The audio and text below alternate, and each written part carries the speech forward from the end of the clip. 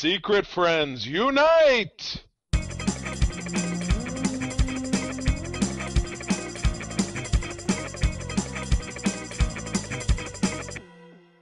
Welcome to the Secret Friends Unite podcast, episode 384. This is your guide to the geek side, and I am one of your hosts, Todd Oxtra. And before I introduce our guests, I'm going to tell you to go to our YouTube page and also check out our podcasts that you can subscribe to on the, actually we have a network subscription that you can go out and get all the podcasts in one feed. So definitely do that. So rather than get one, get them all. So that is all I'm going to say. It's available on iTunes and Spotify and other podcast services around the galaxy. And with that, I'm going to introduce Charlie Carden. A man who needs no introduction, yet here I am. What's going on? Happy Sunday. This is my last day of vacation. Can't wait to open up that email tomorrow and see all the shit I've been ignoring for a week. This thing, that thing, this thing, that thing. Oh, boy. Yeah, it's going to be great. Charlie, you made the biggest mistake. You never come back on a Monday. Never come back on a Monday. Always come back on a Tuesday.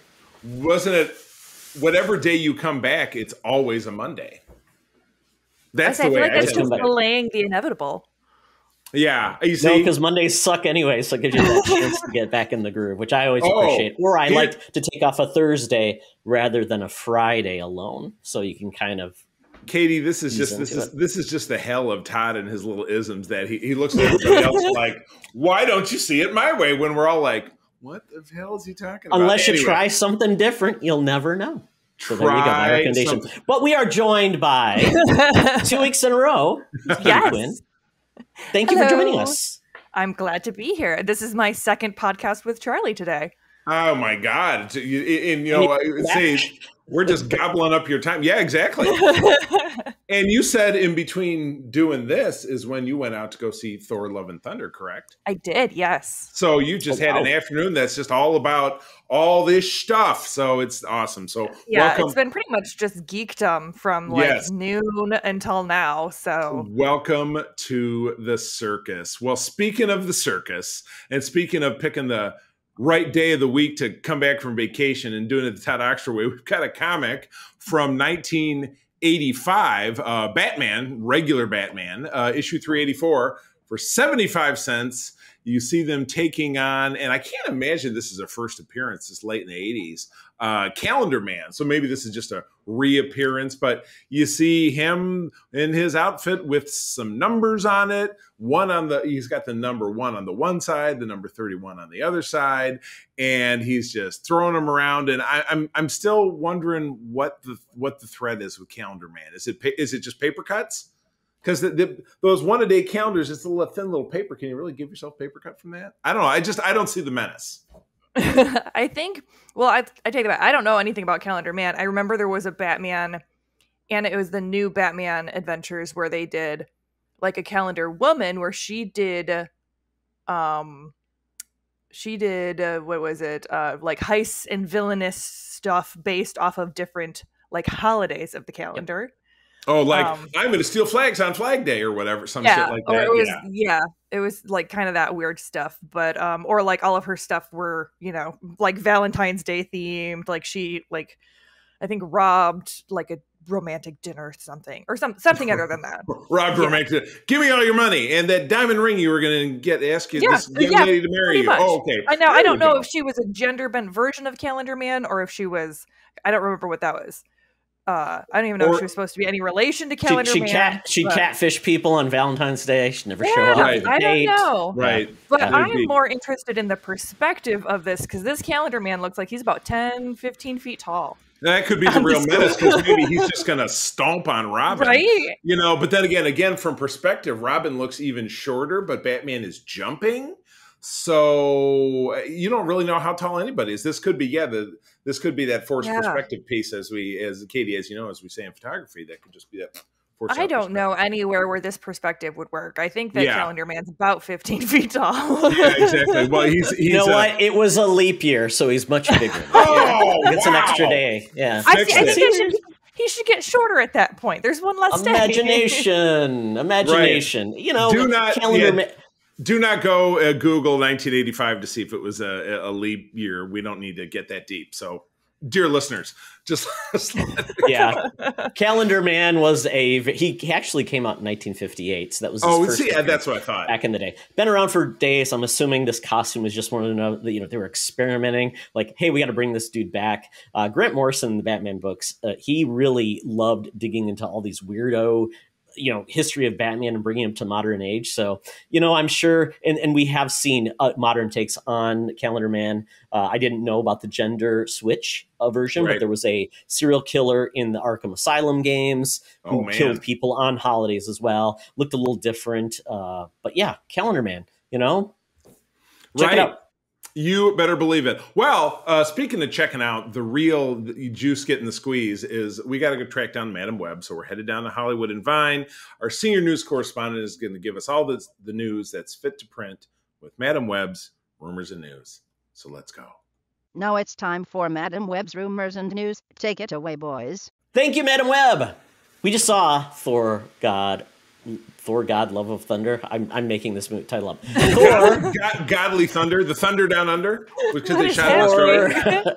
I don't know. Make it up as it goes on. Thor, Love and Thunder, and Madam Webb. I don't think anybody knew this, but you are the goddess of gout. So no one wants you. So that's why you are a fallen god, because who's wanting gout? It's not going to be too easy for her to get away from gore with that gout.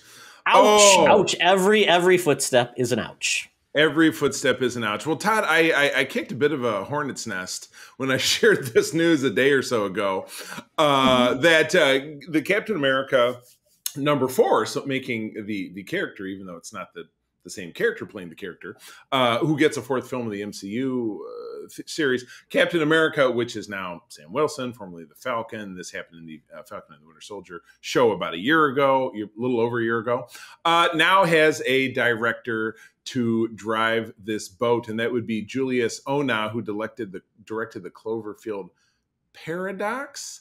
I feel like that was one of the straight to Netflix ones. I've seen the Cloverfield films. It was. Yeah, because there was the big one, and that was 10, 12 years ago, whatever it was. There was the one with John Goodman that was in a bunker, and I think Elizabeth Winstead was the protagonist in that one. And then they had this one where it was a space station. Chris O'Dowd was in it. And then at the end, the only connection was, big spoiler, they leave. Somebody does it in an escape ship, and they're flying down to Earth, and the Cloverfield monster pops out of the clouds and grabs it. And it's like, that made it a Cloverfield movie. It's like the circle is full. I was going to say, I've seen thin connections in movies before, but that one really takes the cake. Would you say it was a reach?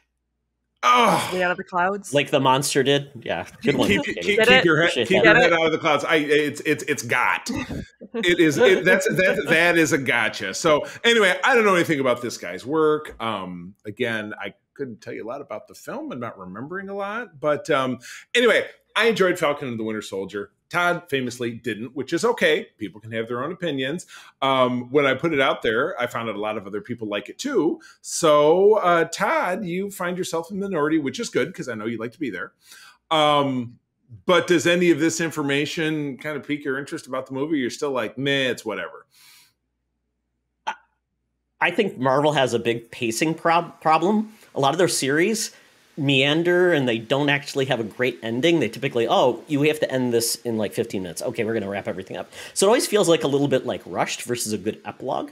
It's like an episode of Voyager. That was something. And Katie, maybe you can speak to this. I always felt like Voyager had the 5 to 7 minute wrap it up in an episode. Mm-hmm. They're like, we got all this stuff going on. Yeah. The best ideas always come back in the last 5 minutes. You always figure it out. Procrastination always pays off. The last minute, Tuvok says, but if I cross-pollinate the phasers with the photon torpedoes, then we can open the rift and blow, and then everything's fine.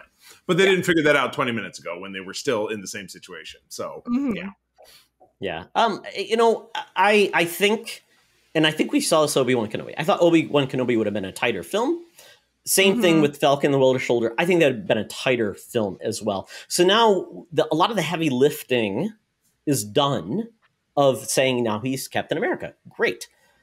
I don't know a lot of great Falcon as Captain America stories because it only happened 8 years ago. There's not a long history of that. And quite honestly, the Falcon isn't Captain America anymore because Steve Rogers came back in the comics. So it becomes a scenario. It's like, okay, so now Marvel, similar to like Game of Thrones, when you have to riff on original content to a large extent, it's not always great because you don't have the heritage and the things. Sometimes you can pull it off and make a great original story. Sometimes you can't. So that's where I'm curious where they're going to go, because we found with Phase 4 of Marvel, we don't know where we're going. It seems like a lot of things are happening. There's no like things tying these all together. And now it's getting to the point where to be up to speed on something, you have to watch so much content that it's really hard to make a standalone movie that's like everybody can enjoy. And that's where I'm worried about this. I don't know where they're going to go. Is it just going to be, Cap and Bucky again, just hanging out and doing funny things? I mean, that's going back to the well again and again and again. So they're going to have to come up with some new ideas and essentially a new antagonist for Sam that really drives the story forward. So I'm curious to go. I mean, obviously he's got a lot to bear with being Captain America in the culture of not my Captain America is going to be strong. So maybe that's where they go, but that should not be the whole intent of a movie. That's part of a movie. Well, it's not entertaining. It's not fun. It can tell an important story, but it's you got to bring in audiences in, and Marvel's not known for doing heady storylines for like 3 hours. They always try to mix it up. So maybe I'm wrong. Maybe this will be the movie that's heavier. Maybe it is. I mean, I think you're right in so much as the thing that you said, they shouldn't necessarily make it all about not my Captain America. I think it'll be a piece of it, because that was kind of a theme that danced in between Bucky and Sam in the show, was you should have kept the shield. You shouldn't have given up the shield, because he did give up the shield, and then John Walker got it, and he was a nutcase and he killed people. And so will this further that theme, or what else? Because I think of, Falcon as Captain America, and I wasn't paying so strictly attention to that run. I don't know if he had a particular nemesis or if he just took over other Captain America nemesi. I think it's nemesi. I like it. It's not like Moose. It's not like Moose. There's a nemesis. It's not Moose's. Or you don't have a Meese. You don't have a Meese, right? Multiple deer. I was not a journalism major. Yes, well, that's why I'm telling you that it's nemesis. There we go. So anyway, I don't know. You're right. This could be breaking new ground in so much they've got to come up with something totally out of the clouds that's going to be different. So who's to say? But again, announcing a director means maybe they have a script, maybe it rolls camera sometime this year. So this is a 2025 is going to be my guess, 18 months, maybe Christmas of next year. No, too soon. Too soon. 2 years away. I think 2 years away would be where they would land. But I mean, Katie, like I said, I'm kind of short on the Sam Wilson Cap stories. Have you delved into it at all? I have not delved into them. I mean, I think that they did set up some really good content going forward in Falcon and the Winter Soldier, because you had a lot of talking about like the super soldier serum and experiments and how they were done on the gentleman who was it Isaiah? Isaiah Bradley. Yeah. And he was, Mantis, who was the actor Carl Lumbly, who was in the Adventures of Buckaroo Banzai. There you go. And so I think that there's Charlie, a lot of... Charlie pulled a Mantis out of his hat. Katie, Mantis was a shitty TV series in the 90s. So congratulations, Charlie. You derailed the podcast with a deep cut. So, Katie, I apologize for that. Please continue. I'm so sorry. Okay. Please come back. No, you're okay. So, I think that there is a lot to be said about the original content that they have the opportunity to go with, especially as far as the culture is right now. Like as far as like our current culture, I know that there was a lot of hit and miss with Sam's stories in the comic, and some of that had to do with the writing. It just wasn't really strong writing, and there were some strong stereotypes, and they were kind of, having problems with how he was coming across. I'm saying that out of like news articles that I read and like just stuff that I had heard. I have not read them myself, so I cannot speak to that personally. I might just be totally out of left field. They might have been great. But I think, if they're taking stuff, if they're hitting those notes about, like police brutality and the injustices that the Black community faces, and Sam trying to wrestle with being an authority figure while ACAB is such a strong presence in his community, I think would be a really interesting juxtaposition where, he kind of becomes the villain of his own community and he has to try to wrestle with that. Maybe that's part of it. Yeah, that's kind of similarly playing on, well, with the boys, A-Train. It's Yeah, it's a exactly. very similar storyline, and there's actually a panel, and I saw this from it was Captain America with Sam. I think it was 2014, and there Yeah. was people doing those type of Right. protests, and the Right. MAGA and all those people doing that. So I get it; that should be a part of it. I just don't know if that plays out in a Disney-fied Marvel having a series based on that, considering Right. they've got to go wide versus Right. narrow, which it's a slippery slope. Oh And yeah, hopefully no, they I'm can do definitely both. not saying Yeah. that that's what I'm expecting, but that's what I'm hoping. Right. True that. Well, moving on. Speaking of big hopes, and of course, Katie and myself and our partner Peter, we're crunching on this today, is that we're waiting for some Star Trek news. We just wrapped up Star Trek Strange New Worlds, which we're going to touch upon, which we talked about in that show, which you'll hear Monday of the Friday of the week this comes out. Katie will talk about it in the Geek Easy without a doubt. Todd, are you caught up? Did you watch the finale? Absolutely. Yay! So we'll have that to talk about. It'll be fun. But anyway, so Paramount Plus is back to Hall H at San Diego Comic-Con, which is week after next, if I'm not mistaken. 27? July 23rd. Yeah. This is It's the 23rd. Yeah, there we go. Yeah, Makes so sense. it's 2 weeks from yesterday, I think. So that'll be great. So yes, they are promising reveals and surprises. So Katie, what that means to me is that you're going to be unfortunately sidelined while Peter and I talk about Enterprise for another couple of weeks without you, which I know doesn't really That's bother okay. you. That's Especially okay. since when we finish that, we'll get into TOS, which I know that you would like even less. So, but yeah, no, it sounds like individual panels already scheduled are going to be Picard, which has wrapped its third and final season. Patrick Stewart and Gates McFadden are going to be there. Lower Decks is going to have a lot of the folks that I got to meet when I was in Chicago back in April. So Jack Quaid, Tawny Newsome, Noelle Wells, and now Dawn Lewis, who's the captain. She's new, and EP Mike McMahon. Strange New Worlds will give us, a big slice here. I got Anson Ethan, Christina Chong, Cecilia Rose Gooding, who is a delightful woman who I got to meet her there, and then Paul Wesley, the new James T. Kirk, and executive producer Henry Alonzo Myers. So that's a big wham kapow that any of us are just going to be able to, obviously, I would assume, watch on YouTube, because that's how the panels were handled back for the ones at Michigan, Chicago. So and then they do have, I saw this little blurb, they have a 10 Forward venue that they're going to have. I'm trying to figure out if this is on site or it's nearby. And then they have an ice cream truck, which is already out because I've been seeing posters. This is the best thing in the world. Yes. The Wrath of Pecan. Right, Todd hopped right to the end. Summer It Sweet writes Revenge. itself. Yes, cream. pecan.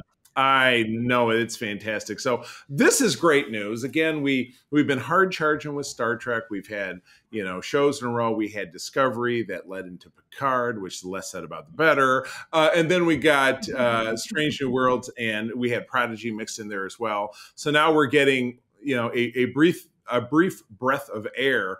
But I can't imagine that we're going to be without Star Trek content for more than 45 days. I feel like it'll be on by then. So, Katie, your thoughts as my co-conspirator in the Star Trek world? I am just really excited about anything Lower Decks at this point, because I would love to have a final date. I mean, we already know that they're going to be doing Strange New World season 2, but I also know I'm not going to get that until at least next year. But so my hope is getting a date for when I get to see more Lower Decks. Lower Decks. Yes, Lower Decks.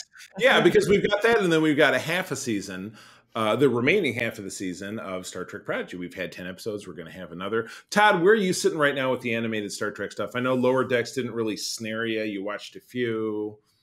Maybe I'll watch more of Lower Decks. Maybe it'll turn on me. I do that with animated shows. I just watch them. It'll turn on you, or it'll turn you on. I mean, I like stupid animated stuff. I watch American Dad a lot. Yeah. Not sure why. It's like my show I watch when I go to sleep.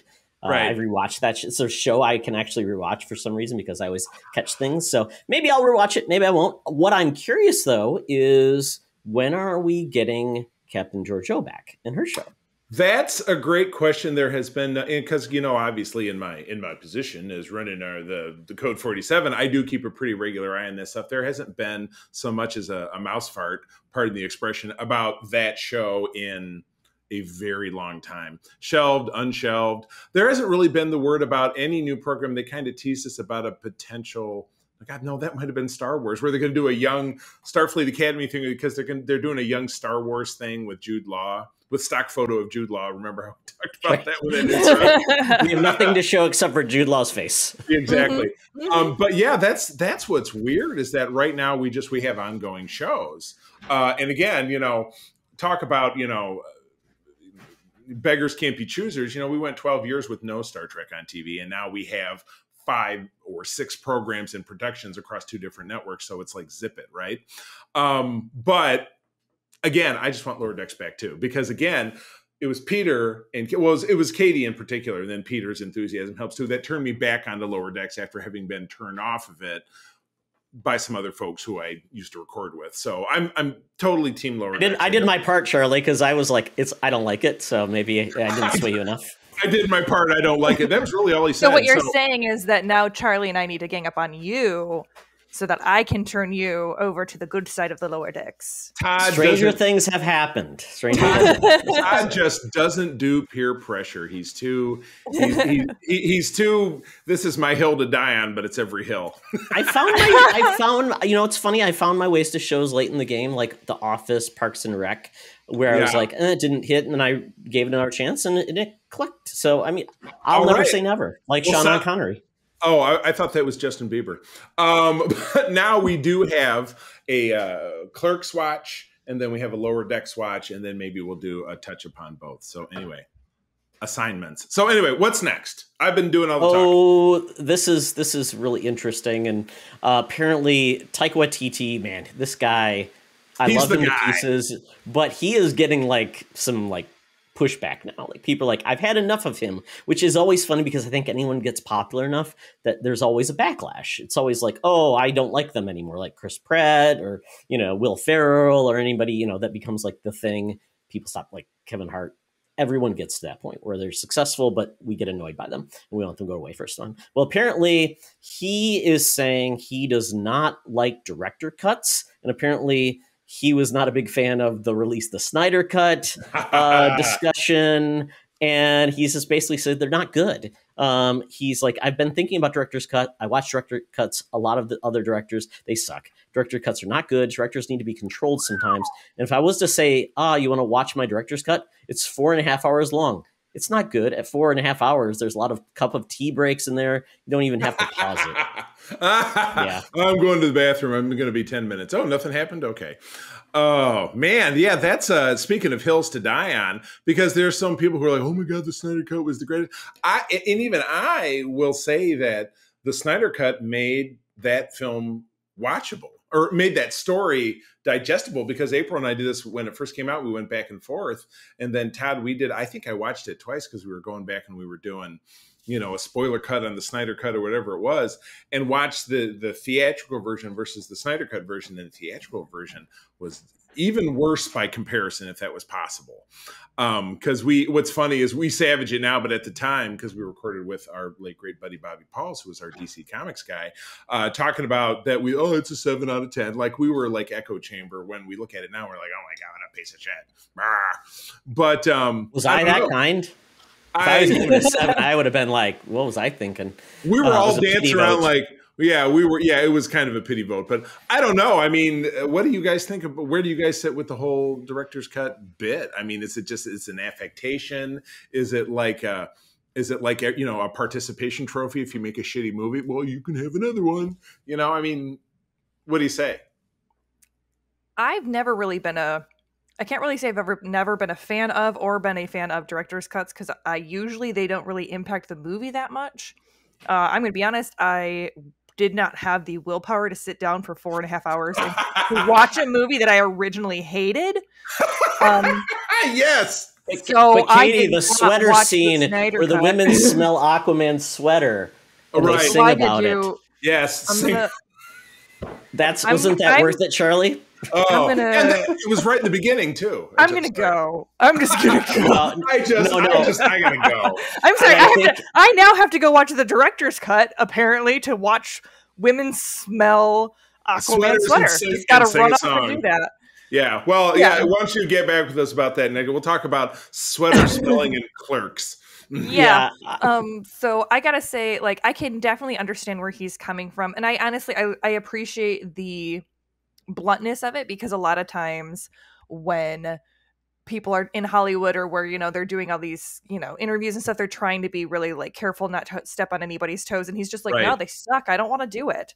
Whether or not I agree that Love and Thunder was a totally well-formed, thought out story and couldn't have had more content to it to better explain things, we will talk about later. But I appreciate where he was coming from, of just being like, you know what, I think directors do need to be controlled. I've seen a lot of stuff where they were not, and it was bad. Right. That, I mean, is hard to that's hard to fight with. Yeah. There are very few director's cuts where I would say they're worthwhile. I think the only one that really stands out in my mind that is interesting is one of the first director's cut that got released. And that was Blade Runner, where you essentially had almost a completely different take on a movie between Ridley Scott, what got released in theaters, and then what actually happened. There was actually like a narrative that was removed, like Harrison Ford's like voiceover and stuff like that was completely removed and released. It's like, I don't want that. So it was like, it depends on what you're going for, but there are very few that are worthwhile versus it's a marketing and promotional tool to say, buy our director's cut, it's a new release. And I agree, Katie. If it takes 4.5 hours to tell a coherent tale, you are doing something wrong. You should be able to get a coherent thing done. Even like Endgame was long, but it had a lot to do. So I get that. It still wasn't 4.5 hours, and it had a lot it was like 3+ hours long. Yeah, exactly. A lot to do. And I think, and again, I stand by Endgame wholeheartedly as being one of my favorite. It's my favorite MCU film. It's one of my favorite films overall in genre, without a doubt. But yeah, long is long, but it doesn't feel long. But yeah, with Snyder Cut, you're like, oh my god, we're watching this tomorrow because it's 2:00. Exactly. And you know, you always say, like, you should always put your best foot forward. And I know some directors get screwed. I totally get that, but it should not be the exception that the rule that every geek is demanding a director's cut, because that requires to say that what was cut is actually good. And it's just silly. We sometimes shouldn't demand what we think is quality versus this is what got put out because it's actually going to play well in the theater. So I don't know. If someone wants to say this director's cut was phenomenal, tell us on Twitter and maybe we'll check it out. Right. Yes, please do. So, all right, moving on, and then we'll finish with my less than favorable input about Clerks 3. But Todd, our next MCU, one of our upcoming MCU programs will be Echo, which was a character that was introduced in blah, blah, blah. Hawkeye, thank you. Yes. Yes, there you go. A character I wasn't at all familiar with. That's Alaqua Cox. And she's deaf. She's a ninja. I'm trying to figure out if she didn't have any powers per se. She was just no training. She was just a good fighter. I mean, she trained, I think, boxing and stuff like that. So she didn't have no training. She had a lot of training, but she didn't have superpowers. No, and she wasn't a ninja. She was just pretty much a street fighter, trained boxer type of thing. Yeah. Everybody was not kung fu fighting. So anyway, we got Vincent D'Onofrio back as Kingpin in that, which was a big thrill. I feel like there was some talk about the fact that no, this is not the Netflix Kingpin. This is the character again, because this guy seemed to be powered. He seemed to take a pounding. He got run into by a car. He had a bunch of explosions in his face. And so different character. Have we confirmed that this is actually, I mean, it's a reprisal of the role because it's the same actor, same named character, but is it really the same? And the other piece of it is we're getting Charlie Cox back as Daredevil, who we do know exists in this universe because of Spider-Man Far From Home. So what's your guys' take on that? Are these new versions of these characters, or have we wiggled our way back into Netflix? I don't know where Netflix officially ended up kind of in its disposition of being canon. I think they're accepting it with a grain of salt there, because I think the only thing that they have said like a hard no on is Agents of S.H.I.E.L.D., where they're like, that's not canon anymore. But that's Todd's favorite. Oh, I think they're doing that with Inhumans too, considering they cut it from Marvel too. Yeah. Well, yeah. I mean, it was enough of a statement to put, Black Bolt in And even obviously you had to kill him off, even though it was an alt version of it. What it is, maybe that was a read between the lines statement. And side note, Echo does have photographic reflexes, very similar to Taskmaster. So there you go, gotcha. And she actually was part of Daredevil versus Hawkeye originally, and she was set up to kill Daredevil, and she ended up taking over the Ronin persona. So she Ronin didn't kill anybody. She actually took it over from Hawkeye. So it was a weird mix of they kind of mixed up everything. So she really didn't have any connection with Hawkeye at all in the comics. But I'm glad they brought it in. And yeah, I mean, if this is coming in through Echo is going to bring these characters back. And I think the point is these will be the characters but they will be powered up, I think, to take on Marvel level threats versus, Matt Murdock, as good as he was in the the Netflix show, he was getting beat up by thugs. Yeah, he was Marvel. He was doing punch ups and getting stabbed, and then barely surviving. And I think they have to raise the power level. Yeah, he definitely, that series, I mean, the first season was one of my favorites because it felt very much Batman, in a time where I was very much, and still very much lacking in Batman. Right. So, I think especially when you look at like how Kingpin was treated in Hawkeye, it feels very much more indicative of like the animated old cartoons, and even some of the comics where he's going head to head with Spider-Man, who is a guy who's strong enough that could like literally rip him in half if he was just a normal person. Right. So I think that they're just doing it where he is just extra rough and tough. I'm not sure if they'll actually explain why that is, but I kind of like the idea of he's just really strong and just really rough, and you're not really sure why. It's just like that kind of sheer determination type of deal. In the old days of the Stanley exposition bubbles where everybody talked instead of thinking, he said, well, people think that that my body is blubbery fat, but I'm built like a sumo wrestler, and and he would press stuff and do whatever. And, less the Stanley thought bubble. Yeah, that's really what it is that he looks like he's he's morbidly obese, but it's all muscle.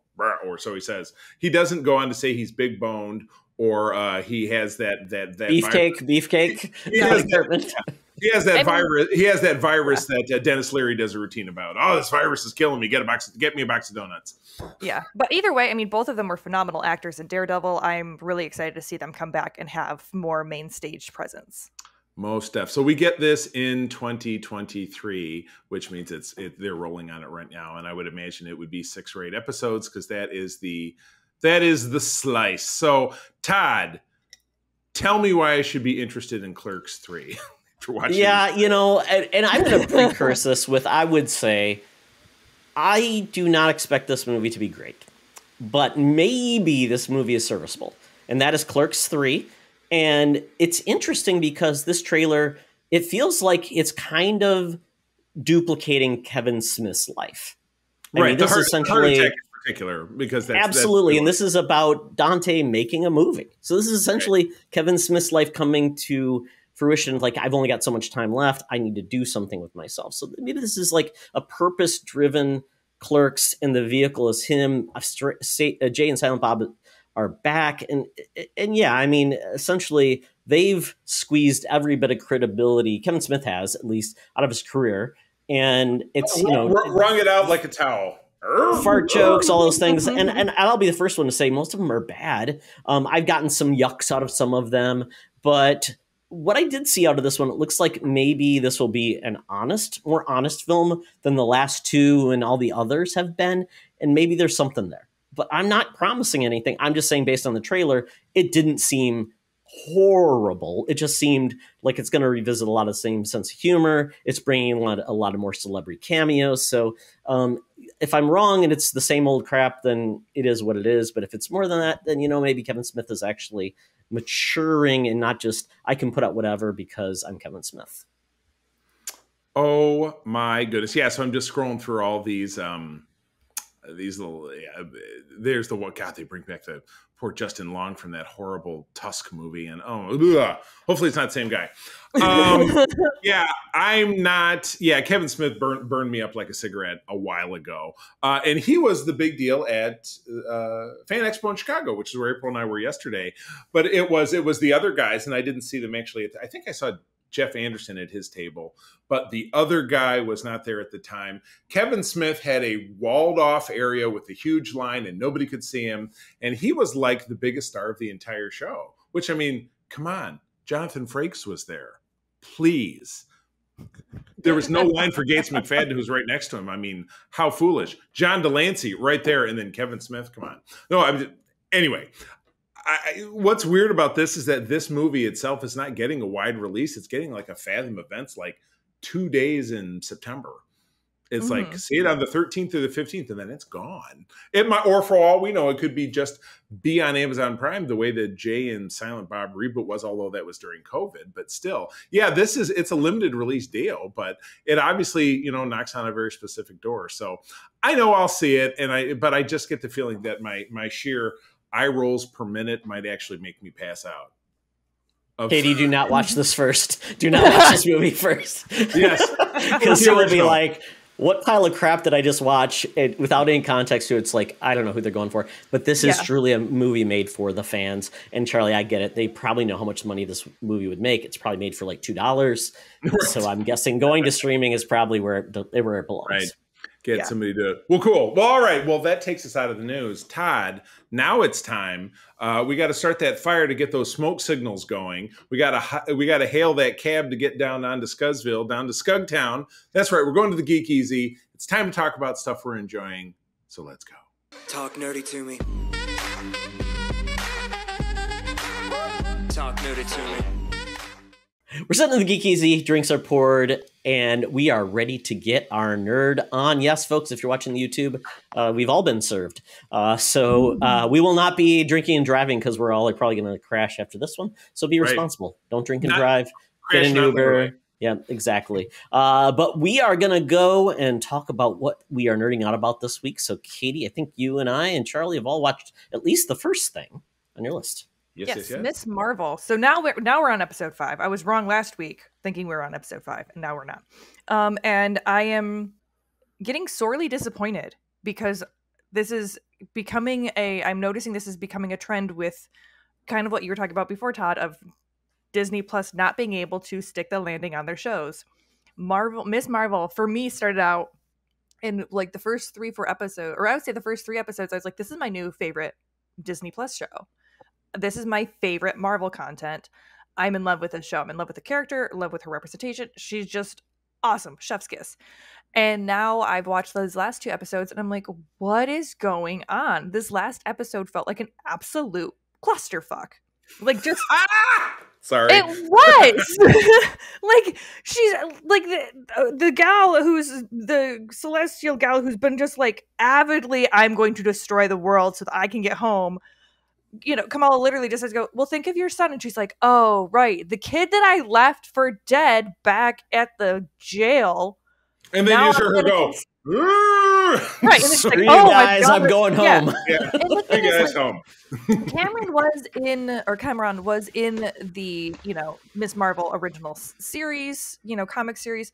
He was an inhuman supremacist, essentially, a more aggressive kind of ideology of Magneto. And tried to get Kamala to join him. And he was Inhuman. So he's got a history of being kind of that anti-villain, lover turned to enemy deal.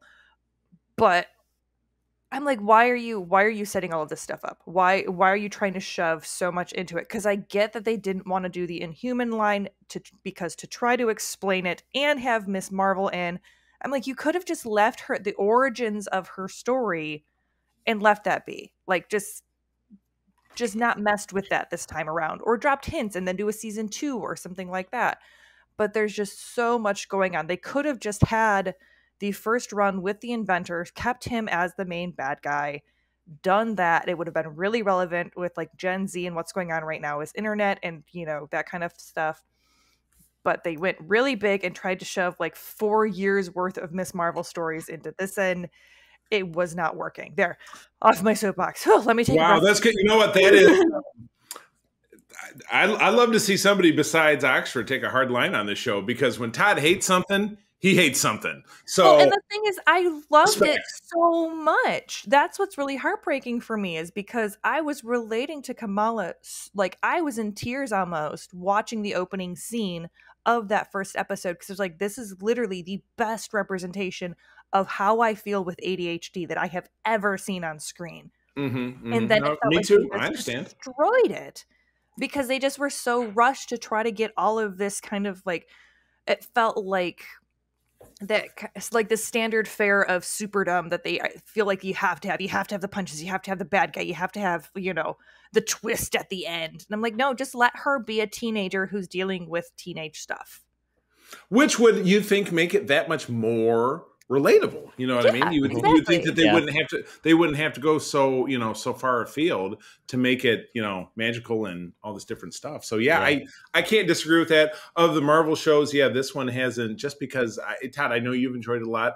I've certainly watched it. I mean, we still, because April and I are very habitual viewers with, you know, genre stuff. We watch it first thing in the morning, and we definitely do that. But, you know, it was coming out at the same time as Obi-Wan. So I was like, oh, really focus on Obi-Wan. And it just, and again, I'm just not the target demo, so it hasn't grabbed me in the same fashion. But I'm sorry to hear you're frustrated about it, because you're right. I know that your hopes were sky high, and from the jump, you were really digging on it. So it's unfortunate. We have the final episode coming up by the time this episode comes out, because it'll come out next Wednesday, and this episode will be out next Friday.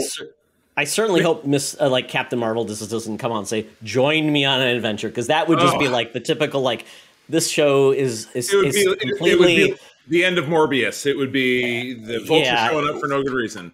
Oh, exactly. I fully expect Brie Larson in some way, shape, or form to show up at the end of the last episode. Yeah. At least you're right. Or something. It's in a way a horrendous cliche that I don't want to see. Like, well, let's put it squad together and I need your help. Yeah, only you can help us. Yeah, it's right. The show is a mess. But I like so much of what they've done with at least the exploring of certain things. But it feels so disconnected. It's like it doesn't know what it wants to be. And it's like essentially the whole partitions, which is important. Like a lot of teenagers don't know what they want to be. It just becomes like, is this a Marvel show, or is this like a show about a girl exploring her past with her family, which would make a great show. But then when you layer on like the superhero things where it's going, and we don't know where it's going, and it's kind of a hot mess, but I do love a lot of it about it. It's just the execution is very tethered, and I hate that, because I think she's a great character. There's some great actors in this. There's a lot of fun, and we've learned a lot about Partition. Believe me, I think many people, this is their exposure to a huge historic thing. It absolutely was for me. I didn't know. My exposure to the British in India was Indiana Jones and the Temple of Doom. Which is pathetic, but it was just not on my. I'm not the biggest history buff, so it was not on my radar. That opening bit in this episode, going through Partition, was fascinating to me. It's the most interesting part of the episode for me, without a doubt, because I was, I feel like it was South Park. Like I'm Stan. I feel like I learned something today, because I totally did. It was and that part was absolutely beautiful. I did really enjoy watching that. Yeah, so I think this is the icky problem that Marvel has right now. They're balancing their TV with their movies, and I think it was funny because Charlie watched Pitch Meeting. It's like not long enough to be, or too long to be a movie, but too long to be a really good TV series, because too short to too long to be. Yeah, yeah. So it's like they've really got to figure out their content, because now they're going to bring in Miss Marvel to the Captain Marvel, Miss Marvels, and it's like, how many people watch that movie? Will watch the series and not have a background with her, so they'll be like, oh, she's not that great of a character, I don't know anything about her, versus, well, you could, because there's a show, but the show's not that great. Yeah. It's tough. Well. All right, what's next, Katie Kate? Well, if you want to hear about my thoughts on the Strange New World season finale, you can always listen to Code 47, where I joined Charlie and Peter. So hopefully I won't talk about that too much, besides the fact that I loved it, and this is I think I might like this better than Discovery. Which is saying something. Me I too. know. Me too. You don't love Discovery. Wasn't your favorite Star Trek show? I've been willy-nilly on it. Discovery was a tough one because it was like dating again after being single for 12 years. But right, I absolutely love Discovery. Sans season 1. I understand. Agreed. The hate. Really, I really liked season 1 too. Discovery brought me back to Trek, saying Trek could be actually a competent, well-told science fiction series. Absolutely. This is just being like this heritage crap. And it's like, but it's got to be a formula, and you have to do this. And it's like, oh, it's so good. In Strange New Worlds, I mean, you guys are going to talk about it on the show, but I will tell you, the reinvention of a lot of things that really have been cool, like the Gorn, and I know it's people are like blaming it, but it's like they're like Predator and aliens combined. Big time.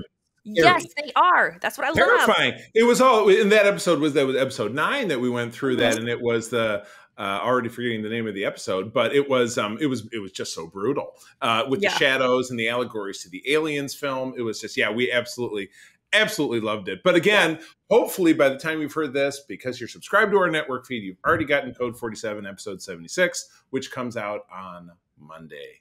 And so I will say one or two things about it that I did not say in Code 47 is that I really loved the underlying themes of sacrifice and strength that really played well throughout the entirety of the season. You saw different versions of sacrifice. I feel like in every episode there was some sort of sacrifice that was being made. There was some sort of, version of strength where there were the Gorn, where the kind of survival of the fittest, almost, like individualism to an extreme. You had the brutality and duty of, the Romulans, spoilers, wink, wink, wink, and the strength and sacrifice of them. But then you also had Pike's representation of humanity and the sacrifice that's being made there, but also in the strength of being able to choose something other than violence and to offer and extend a hand, and the strength that comes in that. So again, I just thought it was an incredibly well-written season that really played well with the themes, even though it was kind of a monster of the week, quote unquote,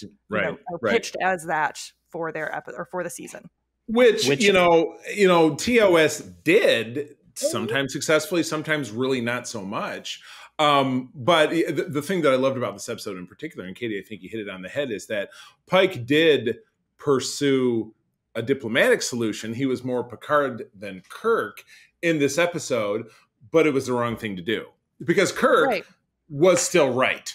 I mean, and even Kirk in this Altverse version, Paul Wesley is Kirk, who I think did a competent job. Naturally, all the wags are cutting him up, but nobody likes anything new.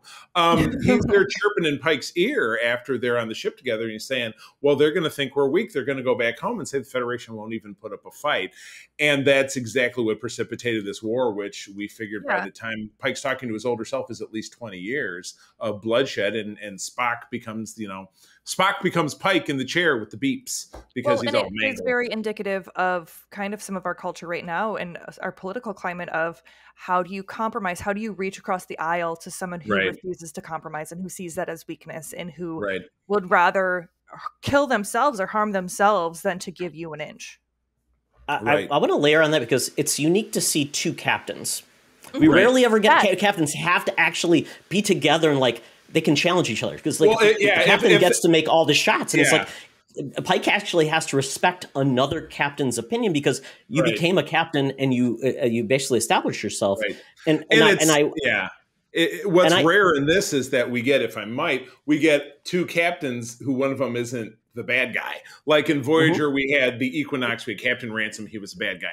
We had Captain Maxwell in the first episode with the Cardassians and TNG, he was a bad guy. So you often get another captain who's kind of a little shifty, where this time the other guy was James Kirk, who's a character we know incredibly well, and he's very successful, and even his brother was talking him up at the same time saying he was a dick. Well, he's kind of a dick, but he really is the best, but he's a dick.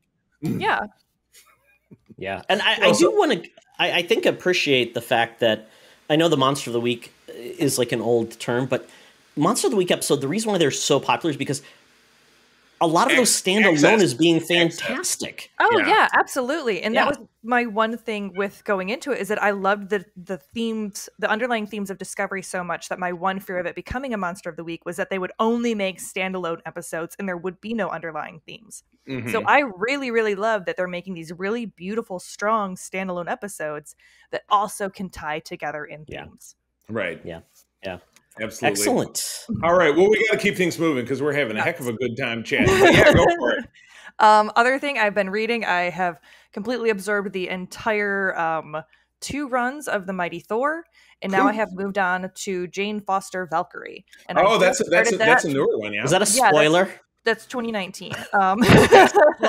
From 3 years ago. Get it together, sucker. Yes, so that one is running 2019 to present. I think there's about 10 issues. I'm only on issue 3, so I can't say a lot about it for sure, but I do. I am enjoying it so far. We'll say that. So and with Very all nice. modern Marvel series, it I'm sure has been canceled by now, so you'll be able to probably. get caught up. It's canceled to bring out a new #1. That's really the only right. purpose. I will say I thought of both of you while I was reading the secondary, because they did the kind of origin of the Mighty Thor, and then they did a new run of the Mighty Thor, so it started over with a #1, and then Of course. randomly it started with 700. Yes, legacy numbering. Yes, and then they went back to Legacy. So it was like on issue 20 something, and then all of a sudden it was like issue 700, issue 701. Is that Jane Foster's first appearance was 700 issues ago? I have so no idea. So it was Makes no sense. I had a graph at one point when I was really committed to doing the Avengers things that you guys basically talked me off of the 8 Talking different off a cliff. That's what we did. 8 different volumes of the Avengers where it stopped. It's the new Avengers, it's the Secret Avengers, it's the Avengers Initiative, and now it's just Avengers again, and it's blah, blah, blah, blah, blah. So I'm not really reading comics right now. Anyway, someday I'm sure I'll come back to it. I also would love to read all of the Fantastic Four, but again, I'm just so out of the habit. I used to turn the TV off every night at 9 o'clock, and I would go Read to bed. The best, leave the left. And right. The Mighty Thor, the second run of it, I don't remember when that one started. It might have been 2016. I'm probably wrong. But there was a lot, that was building up a lot of the War of the Realms, which I know is a fairly big kind of thing. The War of the Realms. And so I was reading it. I'm like, I really want to know what's happening with the War of the Realms, but I knew I'd have to go encyclopedic type, big time. trying to figure out which one went where and which. Nope. I'm like, no, I don't. Don't do it, Katie. Just read the core book and then maybe read the actual core story. That's it. Yeah. Right. And that's because I really loved the, what was going on with Jane Foster's story with the War of the Realms and how she was really involved with how it started. But I was just like, I want to know how it ends, but I don't want to put in that much effort to find out. Right. My level of commitment stops here. All right. Let me switch gears. I watched a movie that it was one of those, been seeing trailers, saw trailers for it all throughout late last summer, early fall. And I'm like, oh my God, we got to go see this. And we missed our window. And it came to HBO Max 2 or 3 weeks ago. Todd, I know you rented it 2 or 3 months ago when that was out. And that is The Last Night in Soho. And is this Edgar Wright was the director? It is Edgar Wright. It's his his last movie was, I believe, Baby Driver before this. Oh, guys. So kind of a long gap, because I know we saw Baby Driver as well in the theater back when we had Movie Pass. Todd, remember the 2019 probably. The Odyssey of Movie Pass. Oh my God. I loved this film. First of all, it rekindled my love for. I had a box set back probably 15 years ago that was the British Invasion British pop that was not the Beatles or the Stones, like everything else. So the Walker Brothers and Peter and Gordon, which was when my mom loved, and all this great music that was featured in this film, instantly went to Amazon and found it and added it to my #1 play. My #1 playlist on my Amazon is called Super Jams, by the way. I'm happy to share it with you. Super Jams. Amazon, you're very welcome to listen to my Super Jams. It's very British. Super Jams. I know. Super Jams. But yes, I absolutely loved it. But great movie. It's about kind of a mousy young woman. She lost her mother to suicide when she was young. She was raised by her grandmother, who in rural England outside of London. Her grams loved the music of the time, so she was raised on it. She loved it, kind of like myself. Like I love the Beatles, I love the Stones. That's kind of how I got started listening to music. I think you'd say raised by your grandmother outside of London. I was not. You had that childhood child. Neither of those things, and I lived in a room under the stairs, just like Harry Potter. But anyway, this young lady, Eloise, goes off to fashion school in London. And she ends up renting an apartment eventually, where she starts getting these psychic flashes of a young woman from back in those days, from the mid-'60s, who's played by the superb Anna Taylor-Joy, who is a personal favorite of Todd and myself. Getting flashes of her, and she, was involved in the nightlife, and it appears that Anna Taylor-Joy, while Ella's flashing back and forth, she was sucked into a life of servitude, of prostitution by a character played by... Giving a lot away, Charlie. Yes. There's a lot of story elements here. But that's where I'll stop giving things away, because I do want people to watch this movie. Katie, I preface this, it may not be one for you because it is a little spooky, a little horror filmed, and it gets I'll pass. It's more thriller than it truly is like supernatural gonna get you. But it does get a little gruesome at the end. But should you ever decide to take the leap, it's a superb film. I really enjoyed it. The music, Charlie, I had no clue a lot of those songs. I'm like, I've heard those songs before. I'm like, that person sang that song. It was Wilson Pickett's Land of a Thousand Dances that was done by the Walker Brothers. And I was like, did they write this? A really cool soundtrack. It's a movie that is just as much about the music as it is its presence. Yeah. So I highly recommend it. So on the flip-flop, speaking of things that are disgusting that I know Katie won't want to watch, and Katie, catch me if I'm wrong, was season 3 finale of The Boys. And this season has been absolutely brutal from my understanding. Absolutely brutal, filled with every fluid imagining and exploding heads and exploding bodies and people getting ripped in half. But yeah, Aaron watches it, so I hear kind of the highlights. Okay. I heard a lot of in the background. Oh my God! Oh, Jesus Christ! Yeah, that was some of it. Yes, I do think I did hear it. Oh my God! As one point when he came out and told me, kind of the plot line of some of it. Yeah, if it was the Hero-gasm episode, which I ended up watching on a small screen when I was in a hotel, so I haven't really seen it on the big I didn't watch that one at the gym, so everyone could see it. On your phone, so you were like, were you pinching and zooming in? Oh, hopefully you weren't pinching. Don't watch that on a plane either, folks. Appropriate viewing of content. Make sure you are at your home, not surrounded by strangers. But anyway, so this was the big showdown between Soldier Boy, who was the Captain America knockoff, but just like every superhero in the show. Well, he was more like Bucky, right? He was more like Bucky the Winter Soldier. He was Captain America in the past, became more like Bucky because he was captured by the Russians and experimented on, and they made him superpowered and angry and horrible. But he just is played by Jensen Ackles of Supernatural fame. And he was always a truly horrible human being, as they show through flashbacks. But then is simply more horrible in the present. But you find out some things about him that I won't reveal for anybody who hasn't watched it. But this is the big showdown episode, because you've got Butcher, who's still taking the temporary Compound V, which gives him powers. However, Starlight, who's another character, did find out that it'll kill you if you keep taking it if you're a normal person. So she prevents Jack Quaid's character, Boimler, from taking it again. He doesn't. Butcher does. Yes, that's correct. But she discovers it, exactly. So anyway, correct, yeah. End of it is a big showdown, and it's awesome. You see, Maeve, who is the Wonder Woman knockoff, Queen Maeve, slugs it out with Homelander, who is the Superman knockoff and the major villain, not only of the series, but certainly of the season. It's great. It's great. I recommend it. But it is brutal. It is not at all for the under 17 crowd. I'm sure we don't have a lot of listeners, but regardless, be cautious, but good. And obviously set up, it's set up to continue, because we do find out that the politician who we've been following all along has a power play at the end. So you'll see. Yes. I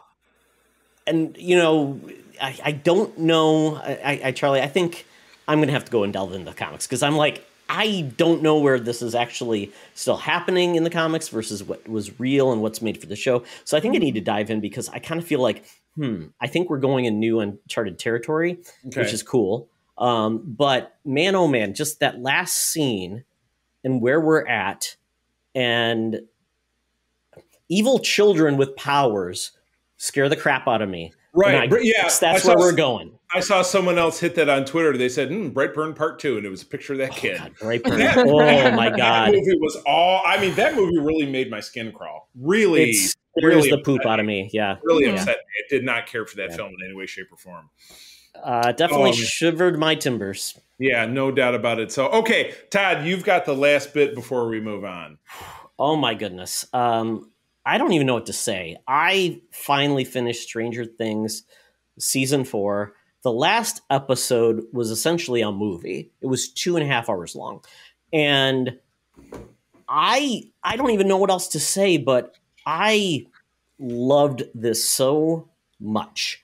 And I don't know what the Duffer brothers are doing. The Duffer, whatever you call it. You're thinking of Doof is the special version of Duff beer. Doof with the umlaut. Sure. Well, I live on Duffer and Drive now, so don't look it up, folks. And but I mean, just so many iconic scenes, so much good stuff, and and they said there's going to be a season 5, and that's where it's ending. And it's kind of cool to see creators get to do like, I'm telling a 5-part story, and this is where it's going to end, and they do it successfully, and where you see these characters going and growing is phenomenal. There was loss, but the interaction of music, and the coolest part of this whole season 4 was Kate Bush is now getting so much love. And, she's an artist that I remember her first song that I was really familiar with was A Woman's Work. And it was in the movie with Kevin Bacon in We're Having a Baby. Just a really iconic with Elizabeth McGovern. Yeah. Yes, I remember that. And that song and Kate Bush playing was so haunting, just so wonderful. And Kate Bush is a pioneer. She owns her whole catalog, and she pioneered that back in the 80s and very rarely toured. And she apparently, because of the way Stranger Things is going, because of her music and everything, because of Running Up That Hill and how it was embraced, she's made $3 million. God bless proceeds. Oh my God. I love it. So, and she's earned it. And she's earned it, I'm sure, by not really being in the zeitgeist at all for the last 35 years. Yeah, good for her. That's awesome. Absolutely. So I just really love what this series has done. Once again, if you've got this feeling like, oh, it's just, all about the 80s stuff, it just happens to be taking place in the 80s. It totally embraces the ugly of the 80s, the weird of the 80s. But it's just about the characters, and it's really a cool story. And I just love how they've tied everything up, and it's like, oh, that's how it's happening. And it's like there are big impacts. So check out Stranger Things 4. It's on Netflix. Get Netflix. It's well worth it. Subscribe for a month for free, and then unsubscribe if you want. Netflix, you already have it. Let's call coming soon with ads. Yeah. Well, that is the way. Okay, well, that wraps us up for the news. So now it's time for the main event. Got to get my phone, the Air Qantas app, to go to the land down under. Didn't sing it this time. That's right. We've got to get in front of those mutants in the Thunderdome to talk about the Thunderdome of Love and Thunder. Let's go. Welcome to another edition of Thunderdome! Thank you, Tina. We're sitting in the Thunderdome where the mutants have been gathered for a topic or a game to be entertained. And this week we're talking about Thor, Love, and Thunder, as we've steamed it. At this point, we are, I don't know how long and how many movies Thor has been in, but Thor has had a transformation. We've seen this from the dour god, who is very much proper, with 2 so-so movies, a fun movie, developed further in Infinity War and Endgame, partnering with the Guardians of the Galaxy, and then trying to find his own way in the world of modern love. So we're at this movie by Taika Waititi, written by Taika and Jennifer Caitlin Robinson, budget of $250 million. Apparently it's made about $143 million this weekend. And this is the first time we've seen Thor in his own movie since really Endgame. So it's been a few years. This is the return of a heritage character of the core Avengers team moving forward, because Black Widow was a prequel. Or he's the last one, right? Except for Mark Ruffalo. Yeah. But I mean, to have their own film. So this was the first. This was the first post Endgame film we've had with I'm going to go so far as to say a heritage major character. You know, and it's the first character to get a fourth film, though Captain America is going to be on the heels, and I think that's about it. I don't know that anybody else is. They have any other sequels lined up for the big major. Guardians of the Galaxy will probably get 3 max. I think that's their last film. So nobody's getting the 4-peat. Ant-Man's getting number 2. Black Panther's getting number 2. Well, Ant-Man's 3. Oh, 3. Jeez, Pete. And then obviously Captain Marvel's getting number 2. So we're just getting in this weird mix of the old phases, the new phases. Or just like I said, treading water until we get to the X-Men and the Fantastic Four. That's going to be the magic. But again, that's 5 years longer. I don't know, something like that. Yeah. So this movie was a continuation of Taika's vision of where he was taking Thor, making it more comedic. Where basically Thor is looking for his way. We start off with the Guardians of the Galaxy being involved, and essentially he decides he needs his own path. So that leads us to the introduction of, I think, the stars of this movie, which are the goats. Tooth Gnasher and Tooth Grinder in the comics. I love it. The dude's handing him off, and he's like, and then you have these goats who you very much said that you'd take. So we these goats. It was very much obviously like, yes, these are the gifts we give to heroes. Please take them. Yes, it's like, please marry my daughter. Shove. Which is one of my favorite internet things in the world is the Taylor Swift song and then the goats screaming goats. Yeah. I'm like, I'm in. I love this. There's a game called Goat Simulator. Same thing. Goats being crazy. So I love the fact that goats are a big part of this film. Yes. Anyone who spent time on a farm knows that goats don't need to be simulated. I say, and goats are crazy. So yes, absolutely. They'll eat your lunch and whatever's in your lunch, your bag, your feet, your socks. Homer Simpson, here, eat this tin can. Why aren't you eating this tin can? So I mean, absolutely. So this movie is basis what we talked about last episode, which is Gore the God Butcher. A very short introduction of that character. They really snapped it down to the bare bones with Gore. And Thor, and basically the Guardians are seeing all these distress signals, and that leads us into our plot, which is essentially Sif is injured, damaged, asking for help. The Guardians go off and help other people that are being impacted by the Gore the God Butcher. And then we have Thor taking basically back to Asgard to investigate what's happening with Sif. So we go from there. So this movie, we don't want to go on all the plot points. We don't need to. I guess at this point, Katie, what were your overall thoughts of this film? I was really excited going into the film, and then I left feeling like, once again, Marvel doesn't know how to write female characters. Honestly. Both of them, both the female leads. Yeah, I mean, because Jane Foster, the entire because I was very critical before reading The Mighty Thor, as I'm like, oh, so Jane got to be Mighty Thor because she beat cancer. That seems kind of stupid. And then reading it turned into this.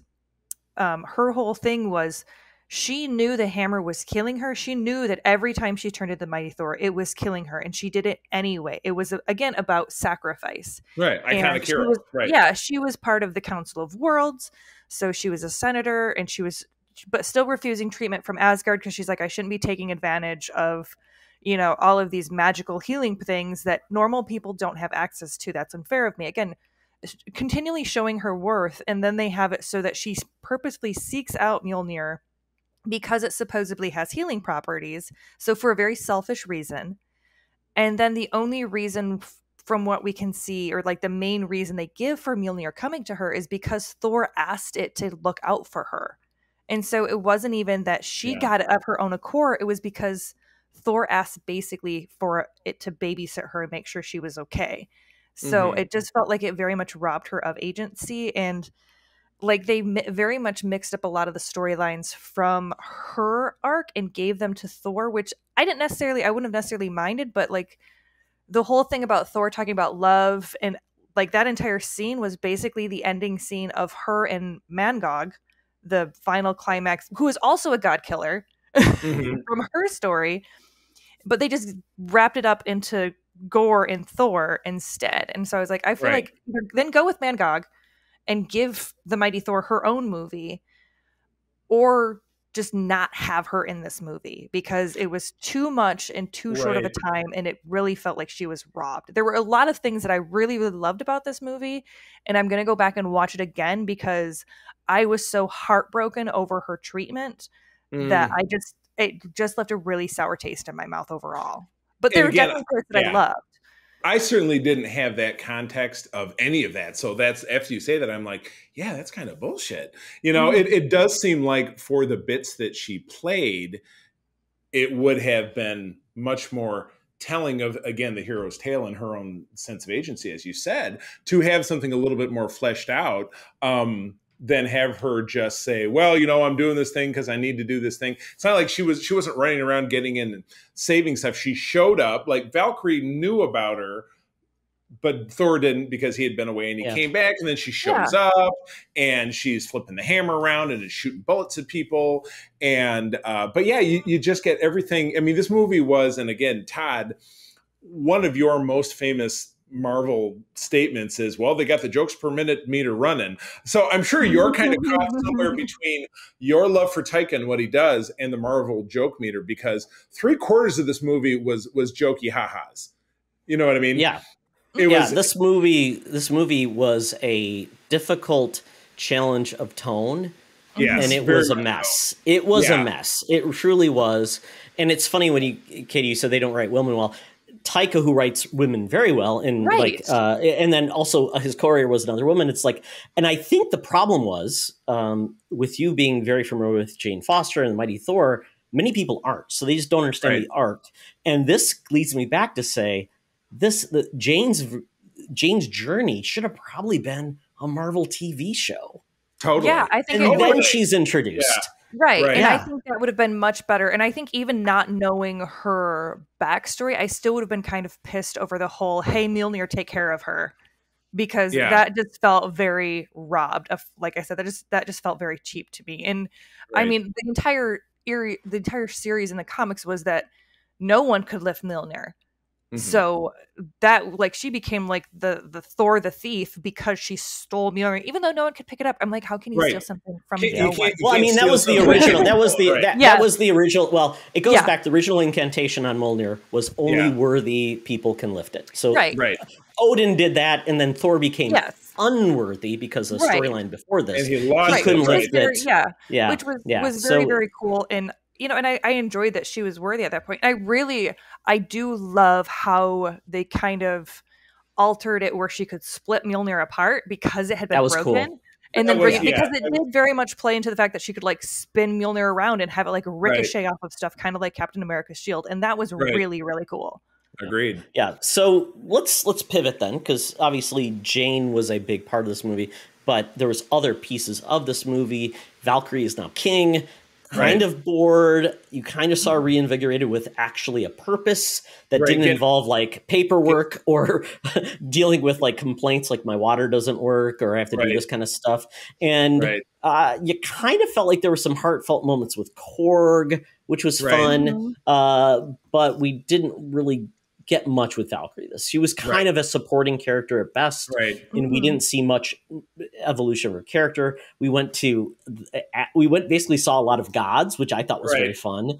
And cool. Russell Crowe was hilarious. I mean, a guy you don't think of him as like comedy. He plays a Greek. He is the Greek like stereotype as there forever was a Greek. Right. He didn't bring heroes to the table. He didn't make you like sing Fiddler on the Roof.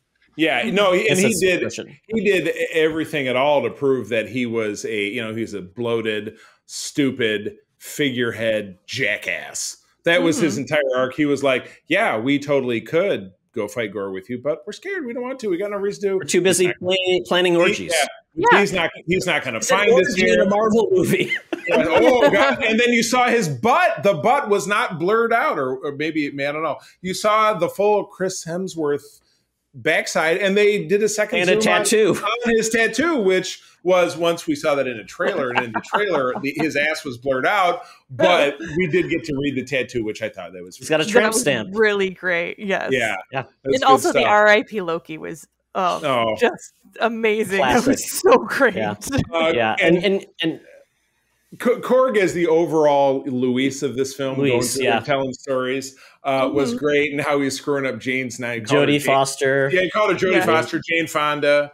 You know, it was Taika himself, you know, talk about, you know, it was written and directed by and starring, did a great job. It was cool about what is his race? The Kraglins, not the Kraglin, because Kraglin was the Guardians guy. What was the name of his race? Was something? Yeah, they're just, I don't know. Yeah, they're just a face.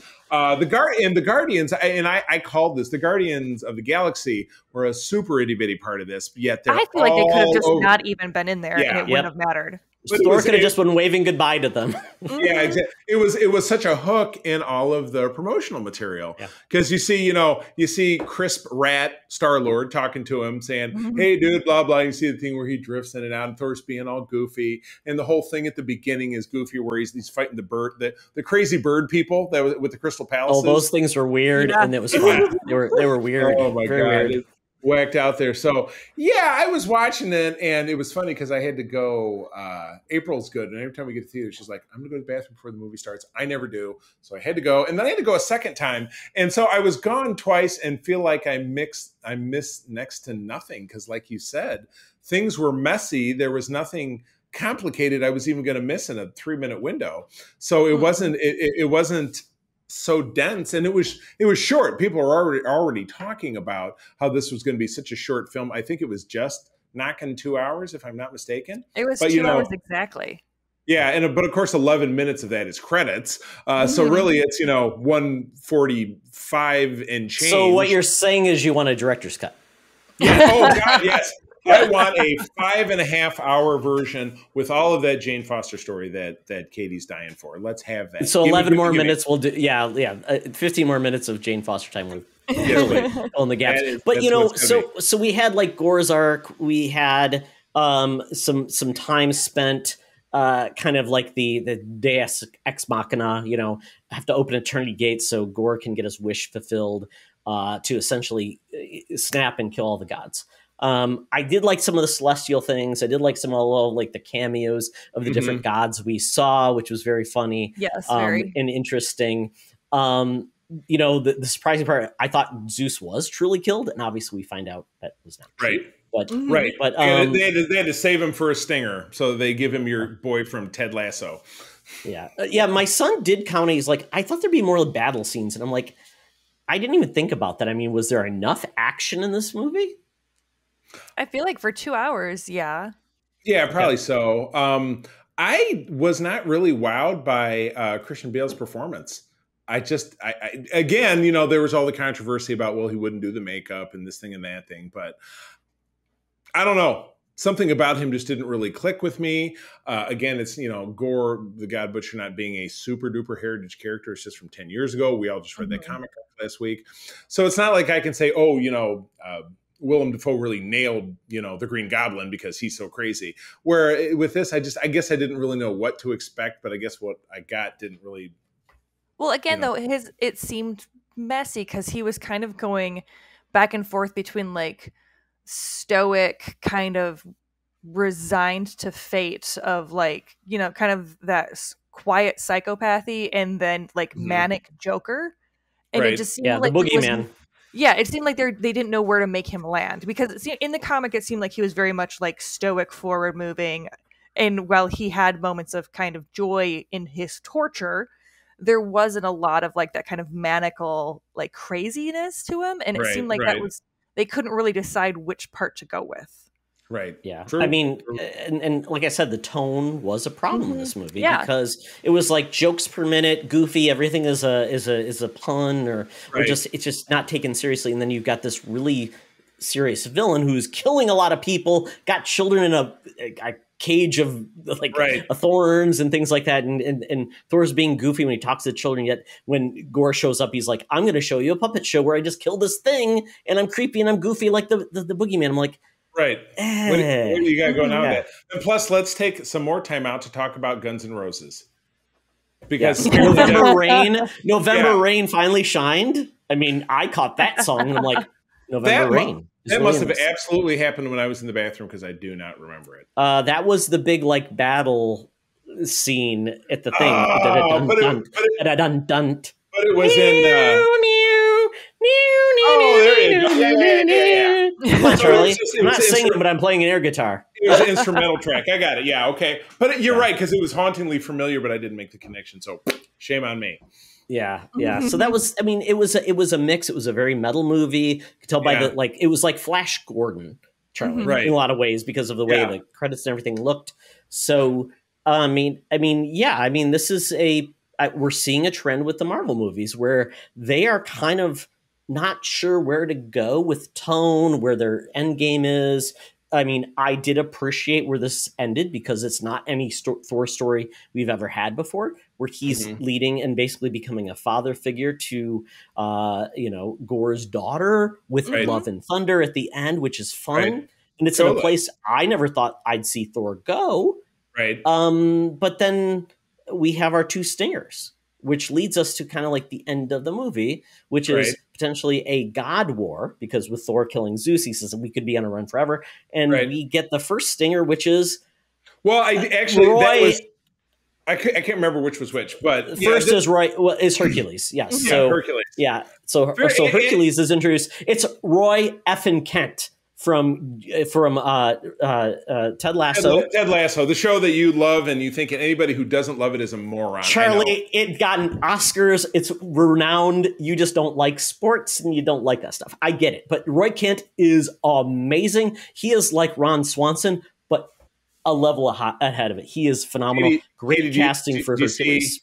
Do you see how hard he's trying? He really Charlie, you're the only person I know that doesn't like Ted Lasso. You're like the only person. It's phenomenal, Katie. It's such a good show. I have no desire to see it. I know. You don't even have to like sports. It has nothing to do with sports. It's so good. It's good writing, good characterization. I can never see it now. I can never see because Charlie, you're so contrarian. I can't give him the satisfaction. Oh my God, I'm so contrarian. No, now I'm afraid to see it because if I don't like it, he's gonna like find me in my house. Yeah. No, I'm not. I would appreciate if you want to watch 3 episodes. Great. Tell me how you think. If you hate it, like great. Yeah, that's okay. I have actually watched at least 4 episodes. It's okay, Charlie.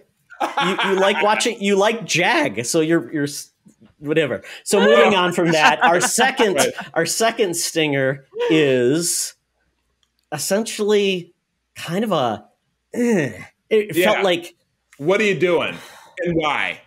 It felt like a fart. It felt like a fart. And this is the problem, is because that was kind of lifted from the comic, from her second run of how that comic ends.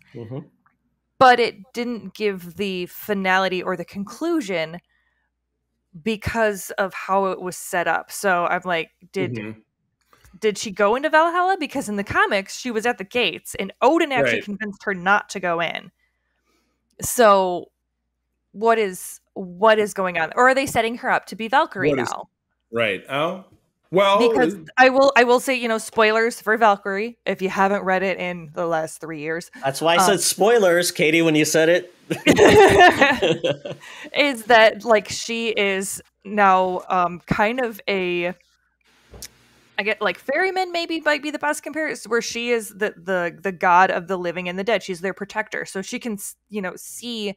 There's this little orb. She's got like Valkyrie vision where she can see when someone is going to die, and it's her job to kind of protect them from that. Or, once they do die, it is her job to get them to where they need to go. So, maybe that is where they're setting that up to go, but it's a very weird way to take her. And it was one of those where like I got emotional when I saw it just because I was like, that sucks that's going to be my only Mighty Thor that I get. Like, it wasn't emotional where I was like, oh geez, like that's really cool. I just was like, so that's what I get. That's a bummer for me. That's what makes it the fart. Yeah. Yeah, at best, Katie, you'll probably get a what if where Mighty Thor is brought back. That's probably all you'll get. Which is super, super sad scenario. So and then she'll probably come in some weird, like, you know, kind of that weird Endgame moment where they got all of the ladies together and we're like, no, see, we totally love all the ladies of Marvel. High five, ladies. Yeah. Like, we'll get one of those moments where she shows up for, 10 minutes and it's like, I'm Valkyrie now, and then runs away. Oh, my God. Oh, no. Okay, so with that, are we ready to wrap this up? Are we doing ratings? Absolutely. We've got 10 broken Mjolnir shards. So out of 1 to 10 broken Mjolnir shards, Katie, what is your rating of this film? I think I'm going to give it, a 5. That's like an F. F plus, F minus. Well, I think it's average. If I'm thinking 0 being the worst, absolutely, and then 10 being the absolute best. Not a school rating. So not a school rating. But because I might like it more when I watch it again. Right. But at this point, I'm like, it is sitting pretty low on the scale for me. So I'm giving it a little bit of a buffer in positivity, hoping that when I watch it again, I actually like it more. I hear you. Todd will go last because he's the Thorophile. But I can't, a 5 or a 5.5 or maybe a 6, and again, Todd, you'll remember that when we started the summer, I'm like, this is going to be the movie this summer. It's going to be awesome. It's going to have the big box office and it's going to be amazing. And it has a super average box office so far. It's going to totally screw me over in the movie wager. So that makes me like it even less. It just, like I said, I had 2 bathroom breaks in the middle of it and didn't feel like, I can't, I'm so sucked in by this. I can't even get out. I'm going to have to hold it until I explode. I didn't care as much as I expected that I might, if that makes any sense. So yeah, that's where it lands at like a 5 or a 5.5. I mean, you really hit the nail on the head, kid. That's Charlie, that's like below Thor Dark World. No, Thor Dark World was like a 3.2. Okay. So I'm going to give some context to this. I think as a standalone movie, I really enjoyed this. But that's the problem with the Marvel films. It's hard to enjoy movies as standalone. They've all got to connect. They've got to be the things, and they're connected to the story and comics. And what'd you think? And I'm like, I had a hell of a time seeing this movie. I'm just trying not to bring baggage into this movie of the comics and things like. What did I enjoy? Jane Foster getting kind of redeemed. That's where I'm trying to I'm trying to get away from the comics and stuff and just enjoy it as the movie it was, because when you make a movie absorbing this stuff, and I had a hell of a good time in this movie. Goats made me laugh. So I'm thinking about this. I thought this was like an 8 for me. I just really enjoyed this movie. I didn't apply the comics baggage to this movie, so I'm just taking it as a standalone. And I didn't apply. It's because Thor. The first 2 Thor movies were shit compared to this. So these are above and beyond. So I'm kind of I think the first Thor movie was better. Really? I thought the first Jane had a much more active role in it. But I'm just saying Thor was bland, though. And it was just it was not a good movie. It was just very bland by the moments. It was an MCU movie. We're following the story beats. I thought the first 2 Thor movies were bland and dumb. At least this one was creative, fun, and I actually enjoyed it versus I'm with you, Katie, as far as the trilogy of the human characters in the first Thor film, Jane and Kat Dennings, character whose name I'm forgetting, which I shouldn't. And then the pacing of that movie was so boring and slow. That movie is so slow, and Thor was so boring. Sorry. But anyway, all right. So as far as Marvel goes, we now have Black Panther 2, Wakanda Forever, coming up in November. Yes. I am so worried about that movie. I am so terrified. I am terrified, but I'm in denial, and so I'm hoping that it's going to be great. I'm worried that they're going to pander, and it's going to be this big, we're making it's going to be more about the memory of Chadwick. And that's the thing. I think it's going to screw up the whole movie. It's going to make it it's not going to stand alone great because it's going to be trying to bring tribute to him as an actor. I don't think that's necessarily a bad thing, though. He had a huge impact on the community, and I think that if that's something, because you cannot negate the impact that he had on the Black community, especially massive. But it can derail a good movie because it can be not telling a good story, and if you can focus on that, it's it could land horribly. if it does come back, and I can see where you're going. If it does come back and it's simply, repeating beats, or it's going over the top with, it's too sentimental. If it's too sentimental, then because it's like, then it's like your feelings are going towards a sentiment versus quality of a product, which is basically a war with the Undersea, with the Tuma and with Lemuria and all that stuff, and Namor coming out. Yeah. So I don't know, but we will find out in November. I'm expecting we'll see a trailer for that at San Diego without fail. So they'll just be in a couple of weeks. So all right, well, with that is the wrap. So Katie, always a pleasure. You have been such a breath of fresh air to our entire network. You've touched I really don't let your head get too big, but I really like working with you. Charlie, you're doing a horrible job of pumping up her ego. Well, in all fairness, I'm still genuinely confused as to why you let my antagonistic ass on this podcast all the time. So. Well, because I need somebody to stave off Oxtra. Listen to him, for Christ's sake. I love it. I love someone who stands up for their position versus gets swayed. Right. So, there you go. Oh, so anyway, Katie, where do people find you out there on socials? You can find me on Twitter on QT Geek. That is Q_T Geek, and on Instagram at Quintessential Geek. Excellent. Oxtra? At T Oxtra, having fun on Twitter, just talking to folks, having a good time, talking about games and the things that influence me.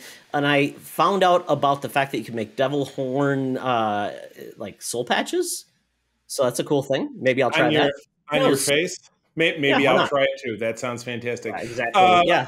Of course, you can find me over on Twitter at the C3 Spell It Out. Similarly on Instagram, etc. My wife April and I run the USS Grand Petoskey. That is a chapter of Starfleet International, the international Star Trek fan club here in West Michigan, on socials and a website of the same name. So, as always, thank you for joining us. I'm going to tell you that sharing is caring, and to keep on trucking. Keep it sleazy. Be the hero, not the villain. In a truck. Goats rock. This podcast is part of the Secret Friends Unite podcasting network. Visit secretfriendsunite.com for more great shows, articles, news, reviews, and more. Secret Friends Unite podcasts are available on Apple, Google, Spotify, and other podcast services around the world. If you'd like to be part of the conversation, you can join us on Facebook or our new Discord server, or follow at Secret Friends U on Twitter. Please subscribe to Secret Friends Unite on YouTube and visit our merch store at tpublic.com. Just search Secret Friends Unite. Thanks for listening.